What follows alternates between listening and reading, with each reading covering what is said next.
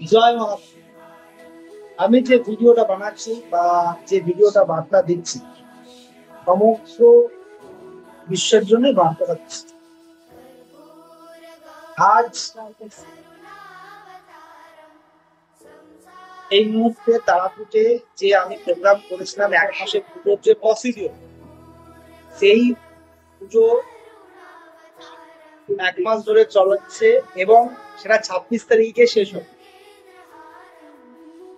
এই পুজোর মেইন উদ্দেশ্য হচ্ছে যে আমাদের আগামী সারা পৃথিবীতে যে ভূমিকম্প বা earthquake বা একটা আমাদের যে আসতে চলেছে মার্চ মাসের 25 তারিখ আর 5/8/2025 সাল, তো এটারই প্রোগ্রাম, এটার জন্যই কিন্তু তারাপীঠে আজ এই সমগ্র বিশ্বের কল্যাণ, মানব কল্যাণের জন্য পুজোটা হচ্ছে।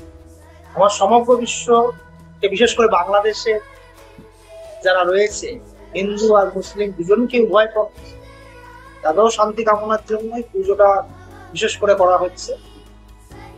তো আমার বার্তা এটাই মহাকাল দরবার থেকে, যে তারা শান্তিতে ফিরে আসুক এবং তারা যে অশান্তি কলহ যা লেগে আছে এই মুহূর্তে বাংলাদেশে, তারা কিন্তু শান্তিতে না যদি ফিরে আসে একটা বিশাল একটা অশান্তির কলহ হবে।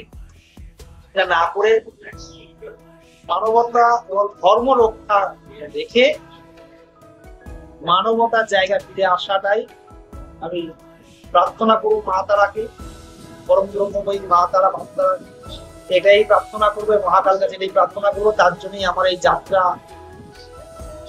চলা। আমি আশা করি আপনারা সঙ্গে আমার সঙ্গে থাকবেন এবং আগামী কি বার্তা দিয়েছি সমগ্র বিশ্বের জন্য সেটা নজরে রাখবেন। আর বিশেষ কিছু আমার কিছু বলার নেই। পুজো পাঠ বিধি বিধান যা শ্মশানে হবে সেটা আমি একটাও দেখাতে পারবো না, আর দেখাবো শুধু আমার মহাকালের দরবারে ভক্ত যা রিকোয়েস্টে পুজোর কিছু বিধির বিধান, যেটা কিছু শান্তি কোথায় কি হচ্ছে সেটা দেখানো ছাড়া গুপ্ত পুজোর ব্যাপারে কিছু দেখানো হবে।